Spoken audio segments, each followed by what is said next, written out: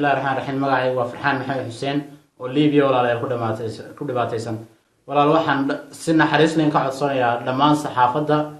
iyo dalkaygii hooyo dhammaan telefishinada Home Cable TV ugu horeeyo waxaan ka baryayaa walaal inay warkayga gaarsiiyaan dhammaan dalka Soomaaliland ugu horeeyo madaxweynaha qaranka mudane Muuse Biixi Cabdi runtii aan markii Muuse Biixi Cabdi la doornay baan dalkayga hooyo ka soo baxay carruurnimo iyo dhalinyarnimo ay soo kaxaysay runtii wax dalkayga hooyo iga maqnaa ma jirin aan ka waayay jirin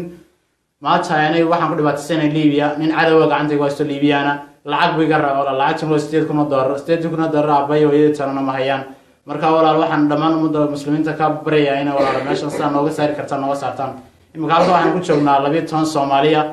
oo dadkii sanadiyo ka ugu yar sanadiyo xogaa ugu jira meeshan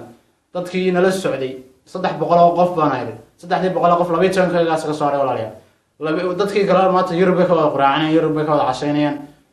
aanay maanta qaar ba Yurub ka sheekeynaya wax Liibiya ku aray ma jirto nin kastaba xaafadooda ka saartay iyo ummadii dadkooda muhiimadda aad soo daadago walaalayaal waxaan ka baryaynaa inaad meeshan naga soo saartaan ifka walaal wax la isku yahay aakhira cidna wax isku maaha marka walaalayaal isku anoo 12 bal isku tagaray Soomaaliland iyo cid kasta Soomaaliyaba daliya dibadba qolqoljoog iyo qurbajoog waxaan ka baryaynaa in meeshan si aan uga bixleen walaalayaal falowgeeda gashaan intaasan ku soo koobay بسم الله الرحمن الرحيم magacaygu leeyahay Xamd Cabdiraxmaan oo nahay gabar Soomaaliyeed adeegana tahay 14 jir waxaan leeyahay walaal Soomaaliyeed la soo caawin meeshan ku dhibaataysanay gabdho walaal waxaan ay ku joognaa 5 gabdhood oo walaal meesha ku dhibaataysan xataa gabarnimadooda laga ciyaaray baan nahay waxaan leenahay la soo caawiyo aniga shakhsi ahaantayda hooyadii kaliya aabahay u dhintay hooyadii kaliya hooyadayna xamaasato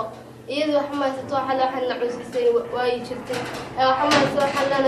Soomaaliyeed oo la soo caawiyo wana barina la soo caawiyo labaatan qof meesha ku dhibaataysan baan nahay la soo caawin lana jibdil bay nagu hayaan